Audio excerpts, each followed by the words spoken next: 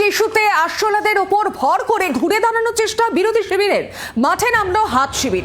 এক ধাপ এগিয়ে এবার প্রধানমন্ত্রীর পদত্যাগের দাবি তুলছে রাহুল গান্ধীরা। মমতা বন্দ্যোপাধ্যায়ের তরফেও আরশোলাদের পাশে থাকার বার্তা দেওয়া হয়েছে। সেই ছবিও আপনাদেরকে দেখিয়েছি, সেই বক্তব্য আপনাদেরকে শুনিয়েছি। আর এই অবস্থায় প্রশ্ন ফাঁস নিয়ে এসেছে প্রধানমন্ত্রীর বার্তা। অন্যদিকে দিল্লিতে বিক্ষোভের আবহে বাড়তি নিরাপত্তা ব্যবস্থা করা হয়েছে। বাংলা থেকে আনা গিয়েছে অতিরিক্ত 20 কোম্পানি সিআরপিএফ। বাংলা থেকেই নিয়ে যাওয়া হয়েছে বিভিন্ন রাজনৈতিক দলের বিক্ষোভ কর্মসূচি এবং সংসদে চলতি অধিবেশনকে সামনে রেখে দিল্লির নিরাপত্তা আরো জোরদার করেছে এবার কেন্দ্রীয় সরকার। আর সেই কারণে পশ্চিমবঙ্গ থেকেই 20 কোম্পানি ফোর্স নিয়ে যাওয়া হয়েছে, দিল্লিতে মোতায়েন করা হয়েছে, সিদ্ধান্ত নিয়েছে সরকার।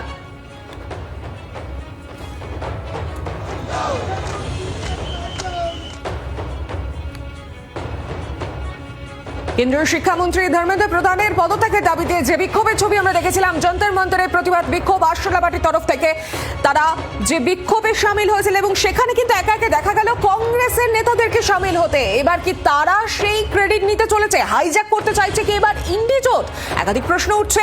এক ধাপ এগিয়ে এবার প্রধানমন্ত্রীর পদত্যাগের দাবি তুলছে রাহুল, প্রিয়াঙ্কা গান্ধীরা।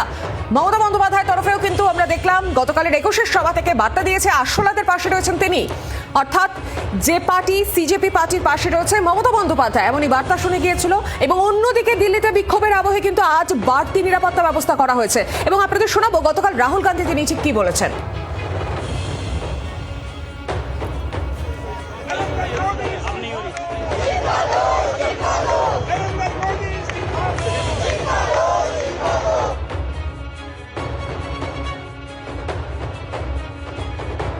डिसीजन लिया कि हम प्राइम मिनिस्टर के घर के सामने जाके धरना करें और जो स्टूडेंट्स की इशू है, जो देश के लिए सबसे जरूरी इशू है और जो उनके खिलाफ किया गया है, वो हम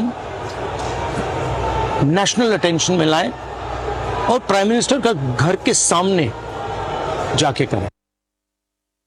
मेरा मोदी जी से एक सजेशन है एज एलओपी, कल जो हुआ, जो आपकी सरकार ने, आपके होम मिनिस्टर ने किया, उसके लिए आप देश के स्टूडेंट से माफी मांगिए और जल्दी से जल्दी एग्जामिनेशन सिस्टम और एजुकेशन सिस्टम्स पर रिफॉर्म शुरू कीजिए। आप सब ने हमारा समर्थन किया। सारे लोग जो स्टूडेंट्स की इशू के लिए लड़ रहे हैं, एक साथ लड़ रहे हैं, मैं आप सबका दिल से धन्यवाद करता हूं। আমরা শুনলাম রাহুল গান্ধীর বক্তব্য। আমাদের সঙ্গে দিল্লি থেকে রয়েছেন প্রতিনিধি রাজীব চক্রবর্তী। রাজীব, একদিকে নিরাপত্তা ব্যবস্থা আরো বাড়ানো হয়েছে দিল্লিতে যন্তর মন্তর চত্বরে যে প্রতিবাদ আন্দোলন যে করা হচ্ছে ছাত্রদের তরফ থেকে, এই আন্দোলনকে কি কার্যত হাইজ্যাক করে নিচ্ছে ইন্ডিজোট, এমনটাই কি মনে করা হচ্ছে? দেখো, অন্তত রাজনৈতিক বিশেষজ্ঞ মহল তেমনটাই মনে করছে। যেখানে ককরোচ জনতা পার্টি তারা যন্তর মন্তর যে আন্দোলন, যে বিক্ষোভ শুরু করেছিল, তারা যে অনশন শুরু করেছিল, সেটা বেশ কিছুদিন হয়ে গিয়েছে।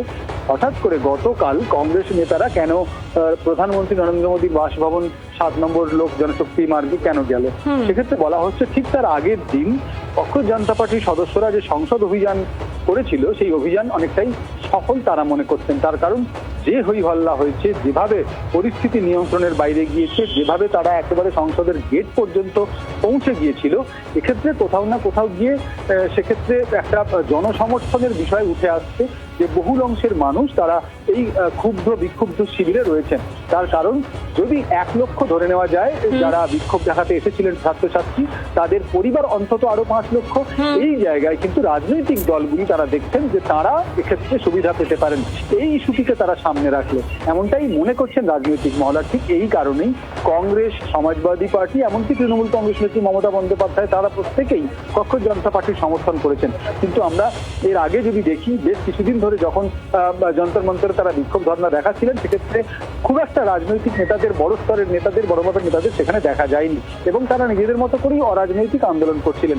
সেই অরাজনৈতিক আন্দোলনটাকে এখন রাজনৈতিক একটা রূপ দেওয়ার চেষ্টা চলছে, এমনটাই অনেকে মনে করছেন এবং শাসক দল বিরোধীদের দিকে এরকম ভাবেই আঙুল তুলছে। যেক্ষেত্রে শিশুদের, প্রধানমন্ত্রী নরেন্দ্র মোদীর ভাষণ যদি তুমি দেখো, এনডিএ বৈঠকে গতকাল তিনি বলেছেন যে অবশ্যই শিক্ষাক্ষেত্রে দুর্নীতি বা প্রশ্ন ফাঁস একটা বড় বিষয়, সেটা আমরা রুখবো, কিন্তু শিশুদের আপনারা খেপিয়ে তুলবেন না।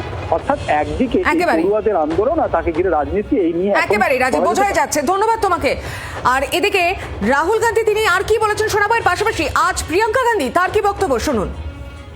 स्टूडेंट्स की मांगे हैं, पहला धर्मेंद्र प्रधान और अमित शाह का रेजिग्नेशन, दूसरा कि स्टूडेंट्स को जिन्होंने मारा है, जिन्होंने ह्यूमिलिएट किया है, उन पर एक्शन लिया जाए और जो भी स्टूडेंट्स पर केसेस हैं उनको हटाया जाए।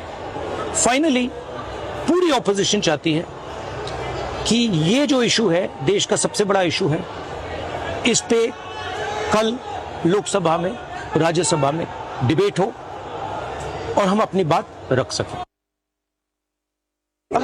हमारा प्रोटेस्ट अलोकतांत्रिक है। लोकतंत्र में सबसे बड़ी चीज क्या होती है? फ्रीडम ऑफ एक्सप्रेशन और right to protest, peaceful protest. इसमें कुछ अलोकतांत्रिक बात नहीं है। अलोकतांत्रिक ये है जो यहाँ इस सदन में हो रहा है, जो सड़कों पे हो रहा है। सदन में आप चर्चा नहीं करते, एलओपी को बोलने नहीं देते, ऑपोजिशन लीडर्स को बोलने नहीं देते, वो बोलने के लिए उठते हैं, आप चुप कर लेते हो। स्पीकर साहब खुद कह रहे हैं कि मुझे सरकार से पूछना है कि आप लोग डिस्कस कर सकते हो कि नहीं। ये क्या है? ये लोकतंत्र बचा ही नहीं है। सिर्फ आप ही पूछ रहे हैं मैडम ये क्वेश्चन। पूरा देश जान रहा है कि कोई लोकतंत्र बचा नहीं है इस देश में। শুনলাম রাহুল গান্ধী এবং প্রিয়াঙ্কা গান্ধীর বক্তব্য। আর গতকালই কিন্তু 21-এর সভা থেকে পাশে থাকার, ককরোচ পার্টির পাশে থাকার আশ্বাস দিয়েছেন মমতা বন্দ্যোপাধ্যায়। তবে মমতা বন্দ্যোপাধ্যায় সেই সমর্থনকে কটাক্ষ করে রাজ্যের পঞ্চায়েত মন্ত্রী দিলীপ ঘোষ কি বলেছেন শোনাবো, সেটাও আপনাদের। দরকার হলে ককরোচের প্রোগ্রামে আমি নিজেও যাব, কারণ আমাদের সমর্থন প্রথম থেকেই ছিল, আছে এবং থাকবে। বাংলার আওয়াজ, বাঙালির আবেগ, জি 24 ঘন্টা।